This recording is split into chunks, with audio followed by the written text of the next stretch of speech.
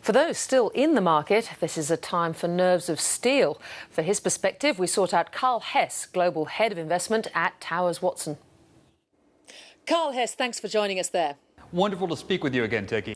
Now, when we have a sort of global dive, as we have had over the last couple of days, how do you react to that at Towers Watson? Well, when prices fall, valuations look more attractive, so it's natural to think of buying opportunities. But you do have to look at the cause for fall and whether markets actually are just beginning to react or have fully priced everything in. Do you see this, though, as a serious event or just one of a number of hiccups at the moment? Oh, there are plenty of hiccups, and this is one more. But it's unquestioned that we're seeing a bit of economic weakness out of the U.S. That seems to be what triggered the most recent drops. Just on the U.S., and of course those are bad U.S. employment numbers, does this say, in your mind, that the better numbers that we were seeing earlier in the year on the U.S. economy was something of a false dawn? Possibly, and we've seen a number of revisions in these numbers to make sort of any clarity rather hard to find. But unquestionably, as the stimulus money is wearing off, and we're heading into a very uncertain period with respect to both tax policy, economic policy, and the elections, it's not surprising that we're seeing businesses not hiring to any substantial degree.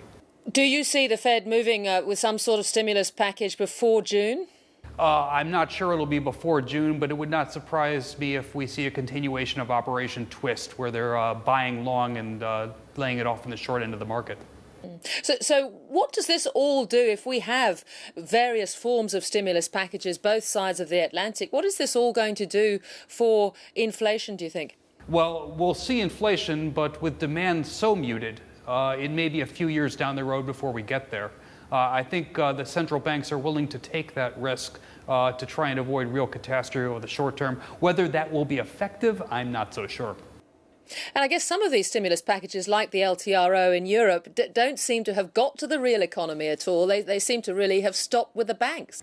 Yeah, indeed. And we've seen it in the States as well, that the sort of multiplier effect that governments were hoping for of 1.5 or more has turned into be sort of 1 or less. In other words, stimulus hasn't really amounted to very much. So, Carl, just on Europe, one of our regulars, David Buick, is saying that equities seem to have died in Europe. He says the market cap of the Italian financial sector is now the same as the market cap of Colgate-Palmolive, and the market cap of all Greek equities is now the same as that of TripAdvisor. Are you very skittish on Euro equities? Well, you do have to remember that these European financials are stuffed full of European government paper of uncertain quality. So whether you're buying the financial sector or you're buying the governmental sector is a bit unclear, but neither one seems like the best opportunity in the world as yet. If you're a distressed investor, there may be opportunities there, but I think we'd argue that a wholesale approach is not without danger.